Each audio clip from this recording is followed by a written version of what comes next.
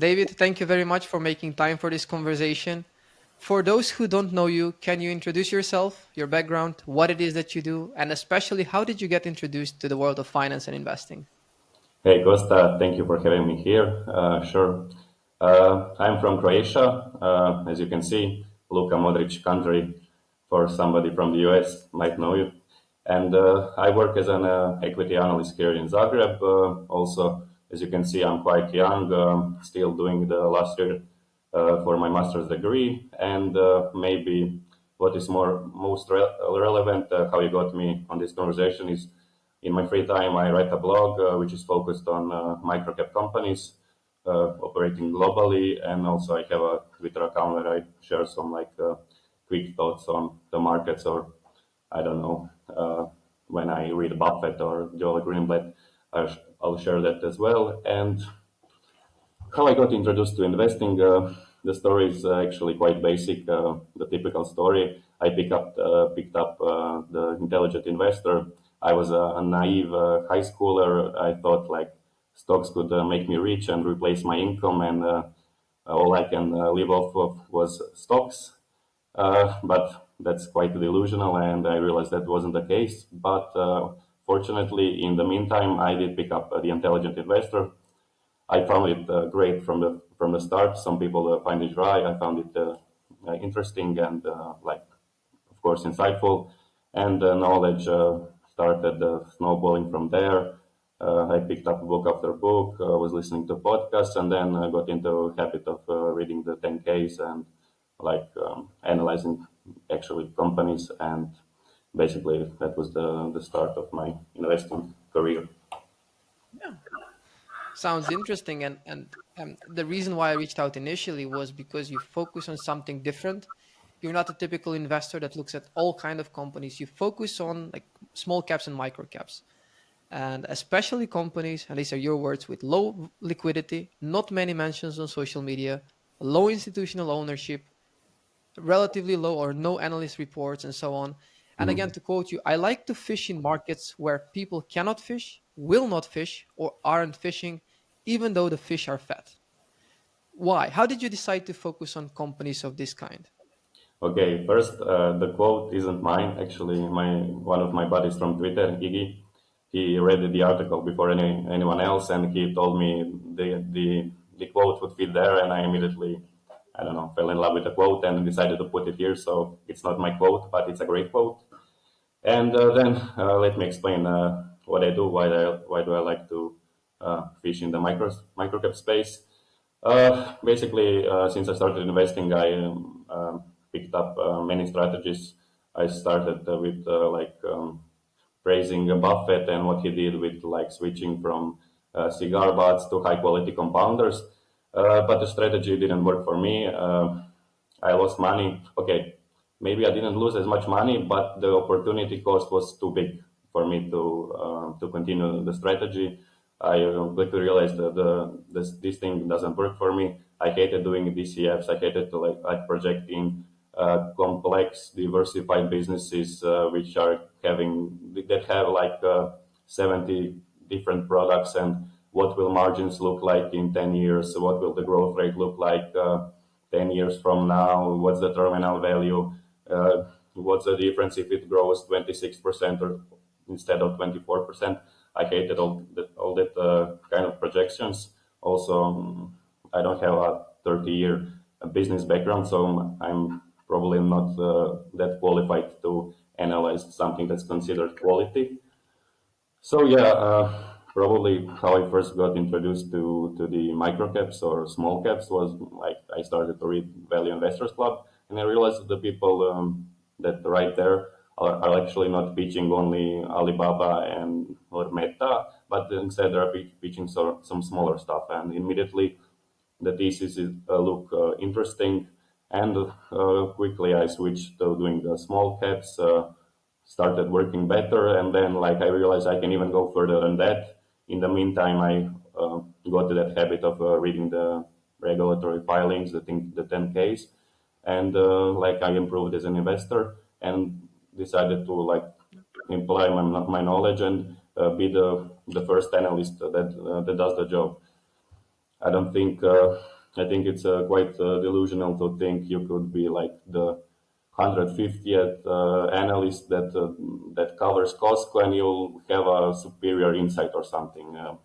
I don't know. I do believe that large caps are efficient, and the only edge you got there is the maybe psychological edge. And yeah, but most often than not, the company is cheap for a reason. So yeah, I just decided to switch to microcaps, and yeah. Sure. I think what stands out to me is you've considered different strategies, and you understood the process behind each one, and then you say, okay, this one's not for me. Sometimes maybe it's I don't have the knowledge for this. Sometimes it's I don't have the experience. Sometimes it's just I don't enjoy doing this. Mhm. Or sometimes it's I don't think I have an edge. I don't have. Everybody has the same information. Maybe there are 150 analysts looking into that. So I'll do something different. I'll focus on these companies, these maybe not seas but lakes with fish that just people tend to ignore, right? How do you find interesting companies to further look into? I mean, small caps and micro caps are not very well covered in general, but I mean there are plenty of screeners out there. Is that one way that you use? Is it also like social media like Twitter and Value Investor Club and other, Reddit maybe? What is your approach? Okay, my approach before downloading Twitter was like this. I use screeners, but use it only to like cover the country, maybe like companies in Poland that are market capitalization under 300 million, and that was basically my screen. Or yeah, maybe I would even like put an EV to EBITDA below 30 or something like this. But I didn't want to constrain myself, like put the PE of 10 or something, because everybody screens for that and there's no edge here. But basically, what I did, I had a list of companies and I just went from A to Z, looking at the 10 or 20-year financials. You have like two sites that are doing quite well job at this. The one is Ticker and the other one is QuickFS. And first I look at the 10-year financials, and I like to see if I like it or not. Like, does it seem cheap? Does it look like a decent business, or something is going on there which is weird? And after if I find it interesting, then I'll switch to reading the 10K and digging deeper. And the other thing I use is if I don't find it interesting, then I'll go to the latest regulatory filings and watch for some kind of anomalies. Is there some deal going around? Is there a change for in the capital allocation? Is there a like pipeline of exciting products? Was there like unusual growth in the last quarter? And I'll like maybe even control F for some stuff in the 10K. And if I find something that stands out, I'll then do more work and you, of course, read the 10K. And since I downloaded Twitter, I get some ideas from there.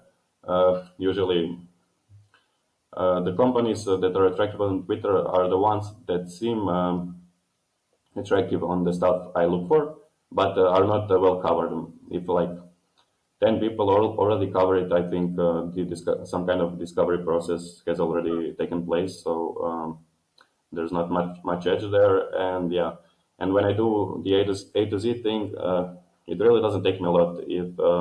If I don't like something in the first 20 or 30 minutes of work, I won't do any additional research. Okay.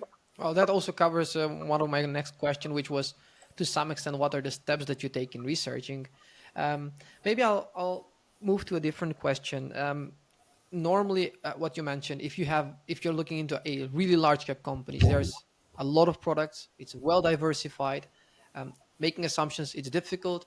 But on the other side, there's always the argument that because it's diversified, if one thing does well and the other one doesn't, it kind of evens out and there's less volatility over time. With small caps, that's not necessarily the case. A lot of the small caps and micro caps are really specialized. Some even offer like one service or sell one product. And therefore, there isn't really a diversification coming from the company itself.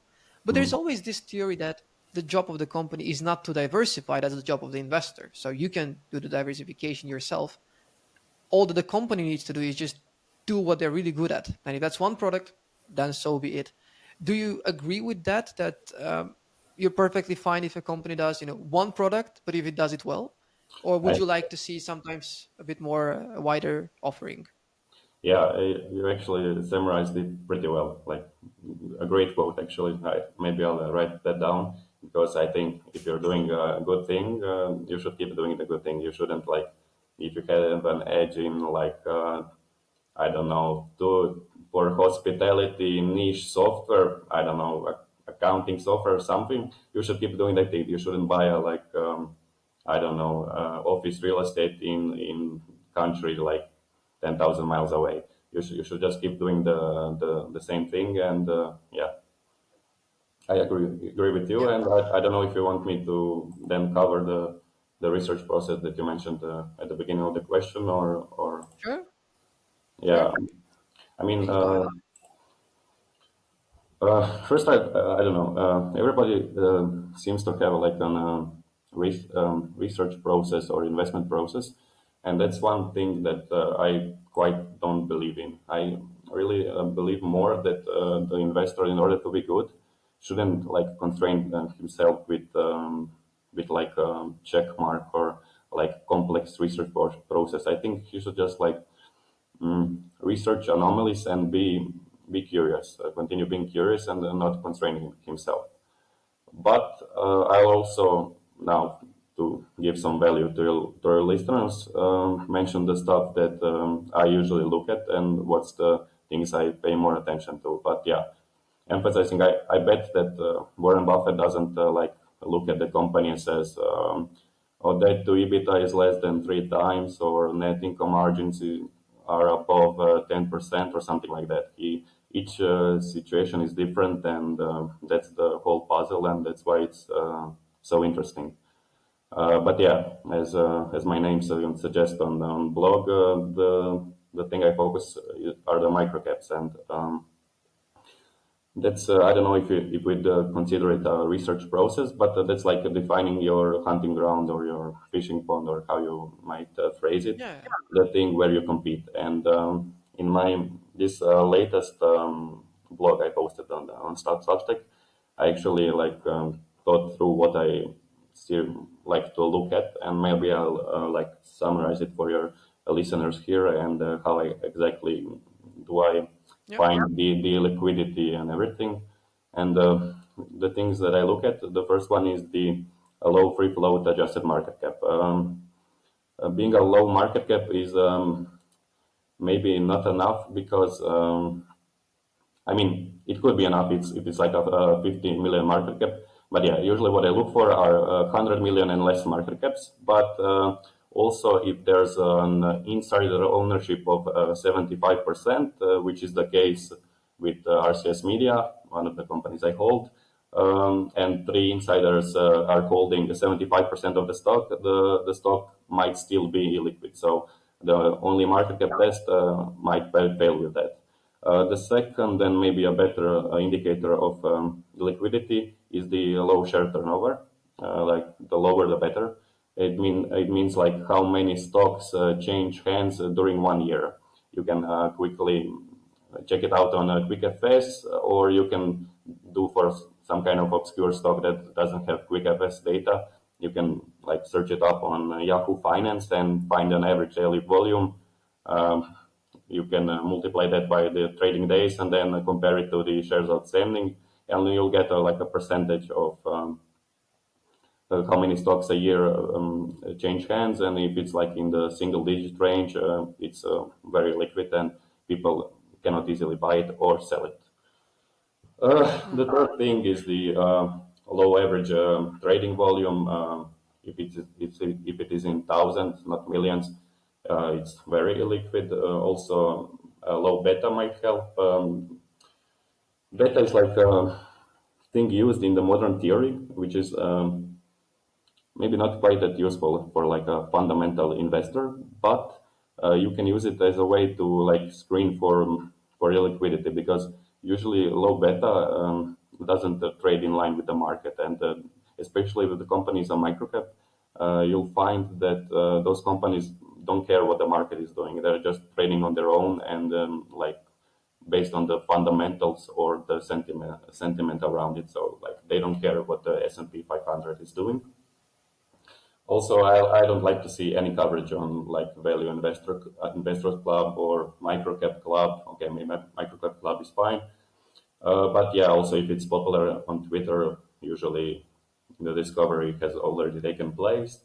And another thing maybe would be useful to look at. I mean, of course, would be useful to look at is the low institutional ownership or no institutional ownership. If the business is very attractive and institutions don't own it, it is not because of the quality, it is because of the illiquidity. And they'll be forced to own it once the market cap increases. I mean, the stock price goes up. Also, maybe some things additionally that you can use for research. Those are just like qualitative stuff. It's not like pure science, and you don't have to follow any of that. But like if the company doesn't have any earnings call or investor presentation, that usually means that institutions are not that interested in that because there are no analysts to ask the questions on the earnings calls, and institutions usually like have diversified portfolios. So I don't know, 50 stocks, and they have to pay attention to every single one of them, and they're not willing to actually read the 10K of some obscure company, but maybe they'll want to like read a investor presentation. But if there is no investor presentation, you basically have an analytical edge, or how you might call it. So yeah, that's another good hunting ground are the secondary stock exchanges. That's like I don't think anyone like most institutions are probably not allowed to own OTC stocks or even pink sheets on the OTC exchange.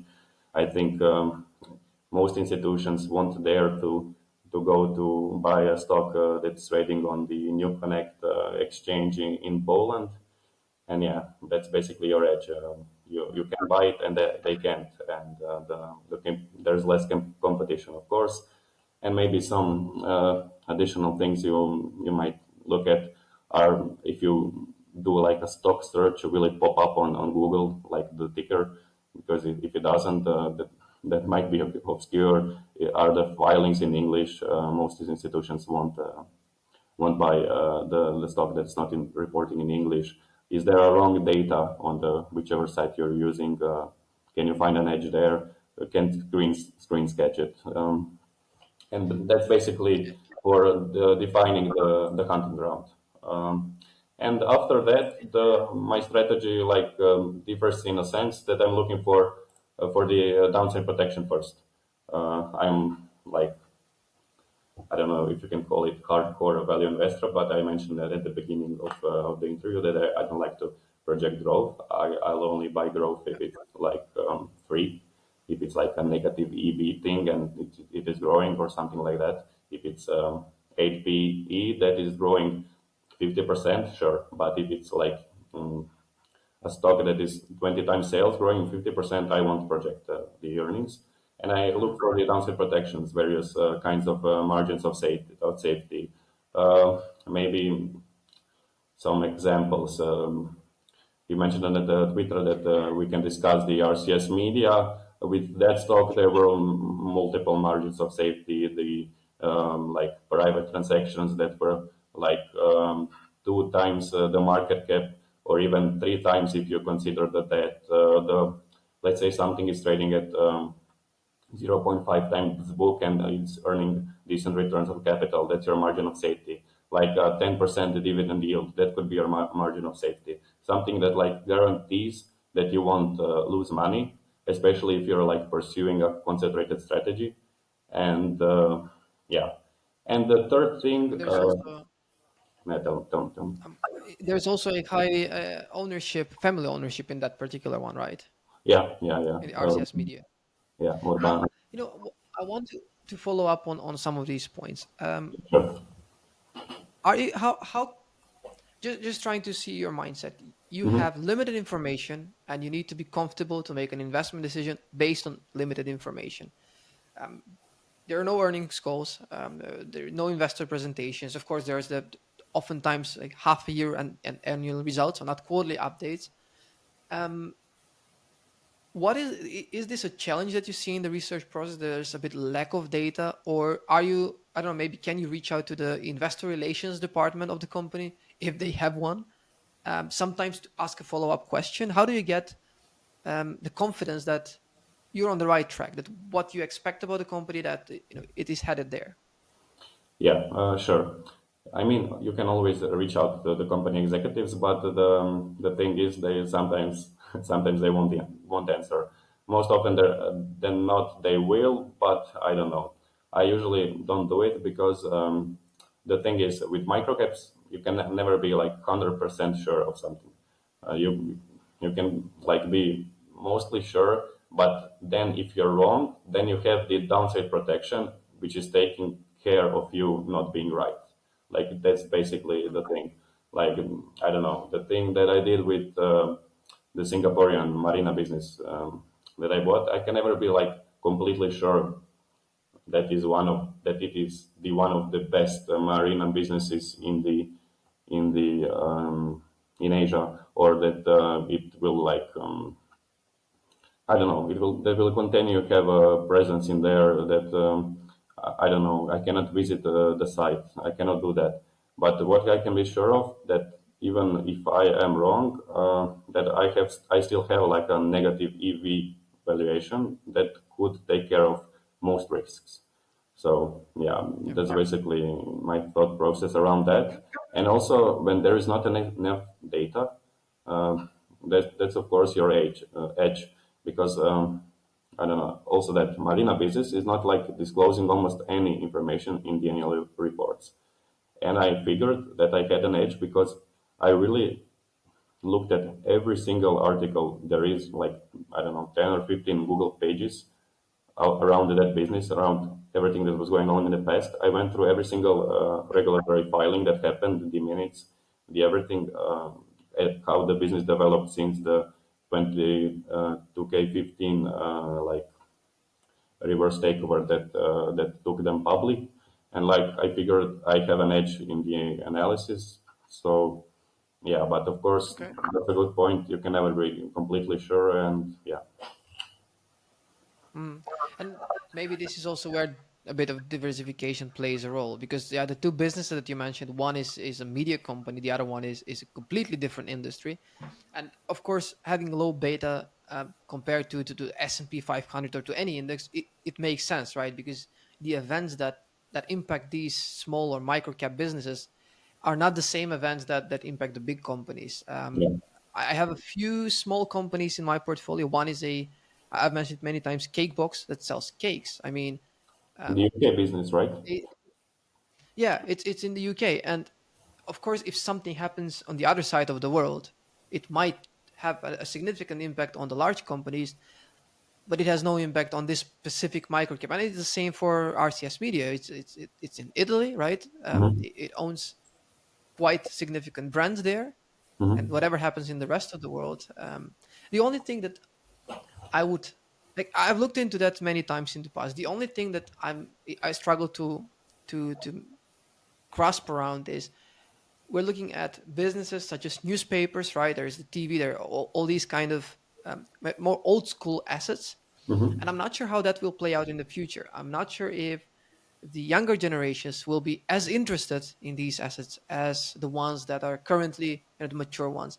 And that's the only kind of uncertainty. But I agree with you. If I take a look at the financials, if I take a look at the development, there's nothing what not to like. But this is the only thing that kind of stops me. And for the rest, I mean, I think having high ownership, family ownership, is definitely important. It's basically, you have the same incentive. You Hmm. want the company to do well, and so does the management. But going back to the diversification, so the low beta makes sense. It will be the case for almost all micro cap and small cap companies. What is your approach to diversify? Do you have a process where you're like, okay, I'd like to own companies in this particular industry, in this particular, or do you step back and say, okay, what do I own? Is there too much risk to certain industry, or just trying to take your view on that? Okay. There are few thoughts I have on the diversification concentration point. The first one, like each person's situation is different. For my case, I have like 40 years of earning power in front of me, and like if I am willing to do all that work, and like I figure that the downside protection is there, that like the situation is asymmetric, and like and this is the best idea I've come across in like 6 months. There's not much sense in me making it like a 3 to 5% position that won't impact much of my life. I will probably earn that money in less than a year, and yeah, so I don't view the portfolio as a portfolio. I view it like I have this amount of money that I got from my paycheck, and then I'm willing to spend that money on the best opportunities that are there. So yeah, I only have 6 stocks. No, I have 5 stocks now because I sold one of them. But yeah, I have only 5 stocks in the portfolio right now. So yeah, I'm quite concentrated as you might see. But Okay. yeah, that's basically my approach. If you're comfortable with that, and if that's what suits you, I think it's a brave approach for sure.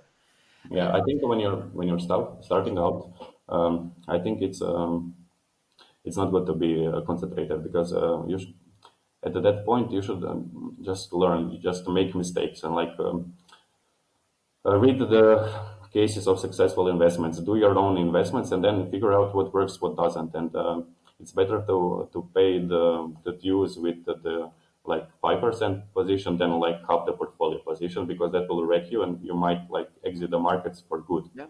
And yeah, but as you get more comfortable, I think it makes, if you're not old, it makes more sense, I think, to be concentrated. Sure. I don't know if personally I would be comfortable with that. I mean,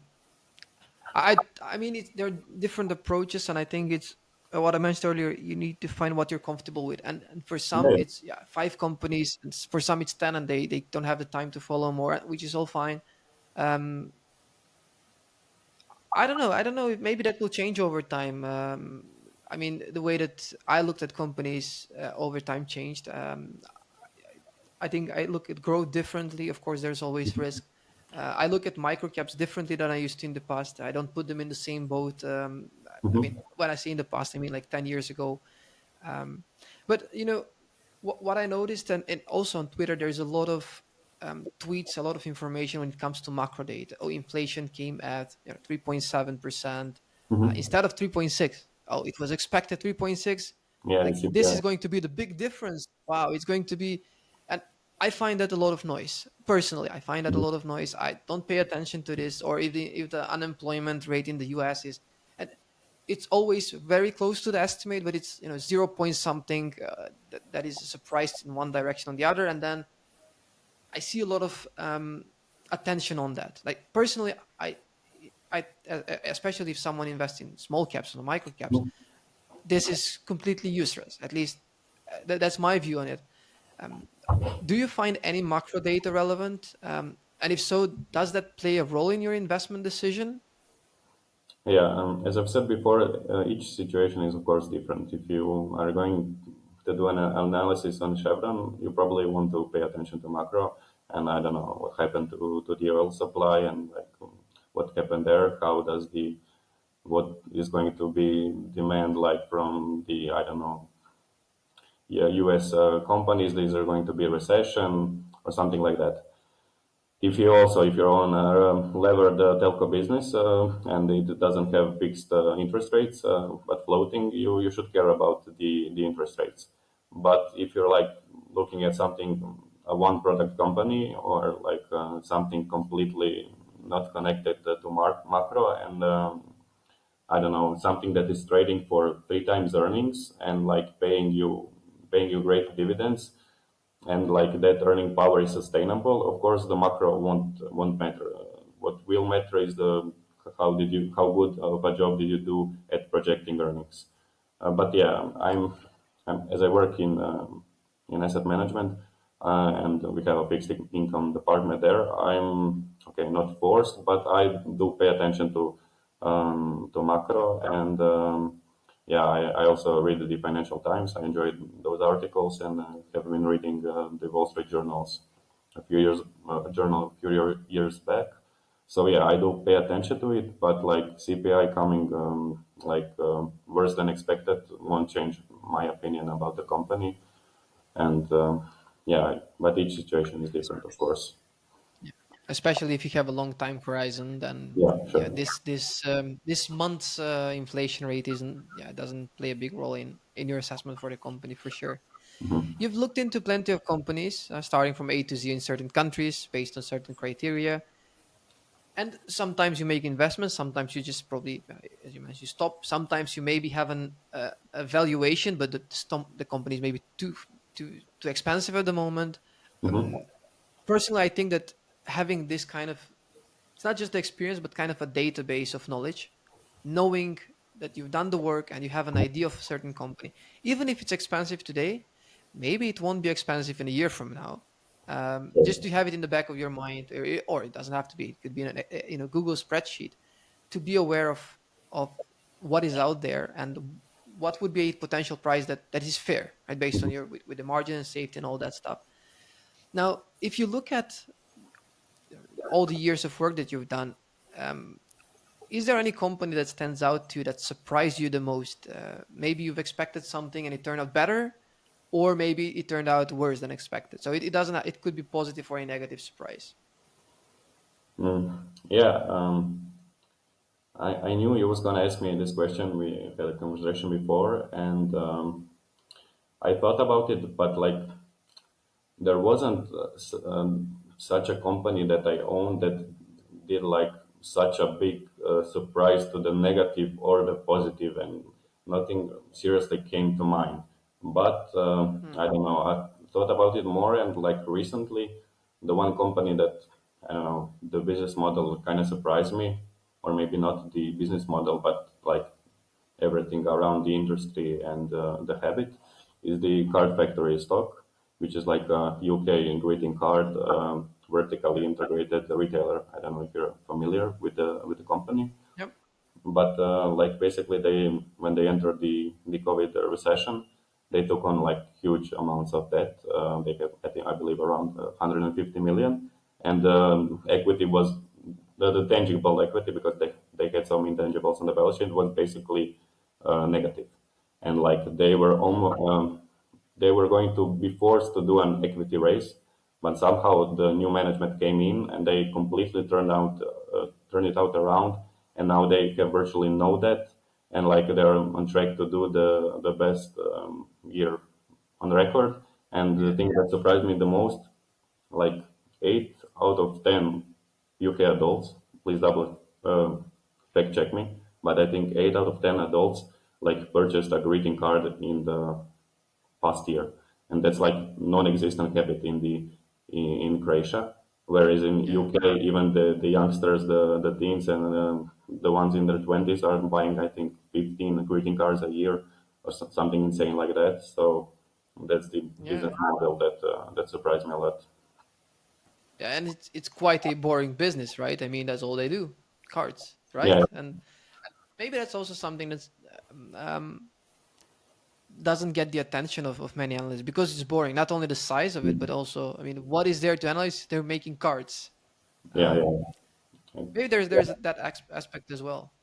And I mean, I don't own the stock, but it's really on the top of my list of something I might buy because there is, I think, a better coverage and like great institutional ownership there, and there is no high insider ownership, which does concern me. But like, I think everybody has the thesis that like the greeting cards are the thing of the past. Like digital came, and like no one's going to buy greeting cards, whereas that might not be the case. So yeah, that's something to look Yeah, into because COVID already to happened. find. Like the worst of the digital that could happen to that, they were closed. Yeah, They didn't have, I think, online presence, and I don't know. We'll see. yeah, and the financials disagree with that story that there are no more. Yeah, it seems that the business is Definitely. doing well. Mm. How I'm just curious how I don't know if you've experienced this, but um, assume that you write a you share your thoughts on a certain micro cap, and then you get 10 comments that say, "Hey, David, what you've summarized here makes no sense. I disagree with this. You're wrong." Kind of challenging you on your assumptions, challenging on the business. How would that make you feel? Does it have an impact on the way that you assess the company, or you just leave it as is and say, okay, you have right to your own opinion. I've done my work. This is my Mm. outcome. Yeah, that's exactly one of the reasons why I started writing for Substack. I was initially like scared if I publish something online, I'm going to get biased and like write down the stock to zero if my thesis changed. But I realized that I really don't care if like anybody sees me losing or making money. I think good start to that journey was my first podcast that I ever did was like pitching my highest risk idea and the smallest company in Mm, portfolio that turned out to be that. So yeah, I don't care about if somebody figures I misanalyze something and I figure it out as well. Like I'll sell the stock, but I also stick to mm, my opinions. Like if the opinions of the people commenting are not valid, I'll think everything through. I'll think for myself and like won't get scared, but also won't get delusional thinking that my stock is the best stock in the sure, world. So of course. yeah, Kind of be objective about the feedback and see if actually it has an impact on your thesis or not. And if not, yeah, if it's something that you already knew, then yeah, yeah. So it many is what it people is. get like ashamed of like selling a stock or being wrong or being not wrong but not making enough money or something like they preach and I don't know diamond hands or what's the thing called like buy and hold like I and also I not misquoting Buffett but I'm Buffett had a lot of share turnover when he was younger and even in his older days. And like he only holds the companies that deserve to be held. Like after he figures out that it in fact is a great business after 3 to 5 years of actually holding it, then his preferred holding period is forever. But like if he'll quickly sell if he figures out that that's not that kind of business. And I think one should as well. Now you have your own newsletter, and what have you learned by having a newsletter? What are the benefits that you've experienced by having one? You've mentioned earlier having the content out there, receiving feedback, and sometimes it's positive, sometimes maybe negative. Um, what are the benefits that you see? I think the main benefit is the one that I previously also mentioned, and it's the fact that you really get connected to great people, to great investors who might be fishing in the same ponds, but they might have a differing opinion on the stock that you're looking into and can give you really good constructive criticism. And also some things I notice is that it really does force you to do more research because like you're on a Twitter out there, you probably notice it as well on YouTube because if you don't do research, you won't have like content or stuff to write about, and I think it really forces you to do the work. And yeah, also the thing about the writing is I did write like a bullet points in my Word documents before starting Substack. But when you make like a thesis, it really does make it more concise. And as you write the thing down, you really like feel the things you're lacking. You should do more work on, or I don't know if it is all mumbo jumbo and like the thesis won't make sense. So that's good Okay. about writing. Yeah, That makes sense. That makes sense. I noticed that one of the steps in my process is as I'm going through reports, basically I get more questions than answers. So I just note down the questions and I'm like, okay, I need to have the answer to this. yeah, yeah, yeah. Without that, It's a good habit. it's not complete. So I probably have the same thing. Nice man. Um, Do you have time to read books? If so, what are your favorite books? And it can be finance or non-finance related. Um, yeah, about books, I make a priority to read the 10Ks, and then if I find the time in the day, and I usually do, then I'll read some business or investing content related.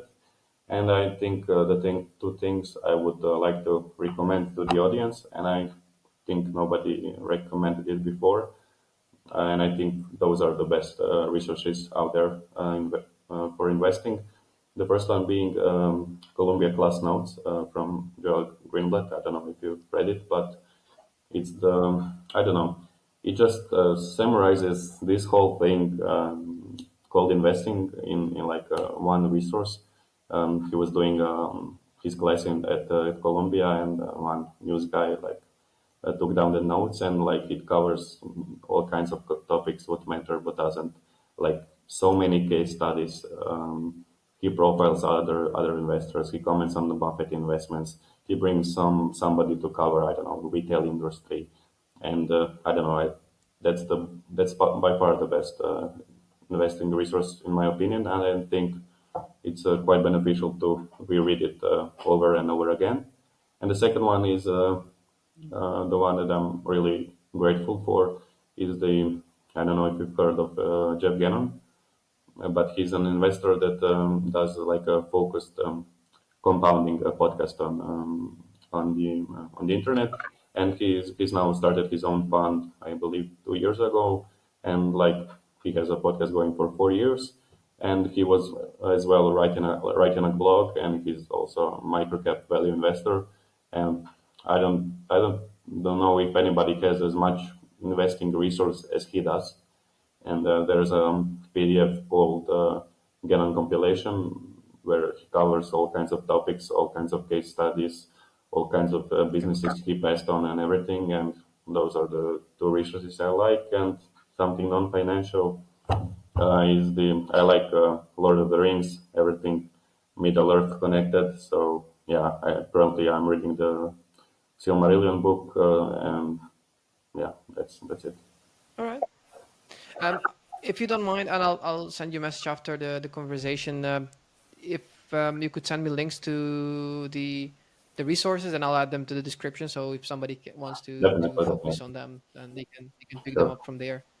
What is your advice for those who are interested in this kind of stuff, finance, valuation? I mean, let's not maybe lure them in with the fun of reading 10Ks. But Mhm. what is the advice that you give to those who are interested?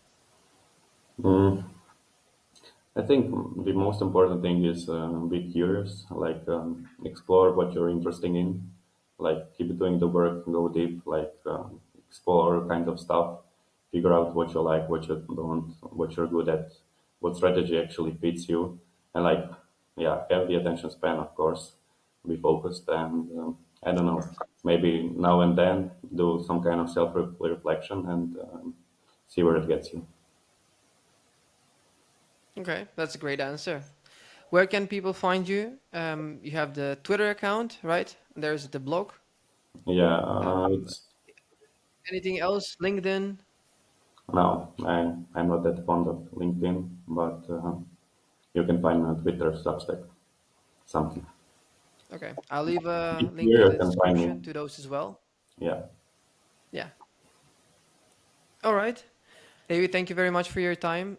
We thank might you. do another one in the future on maybe on a different Sure, topic. Thank you for your time, and we keep in touch. sure, man.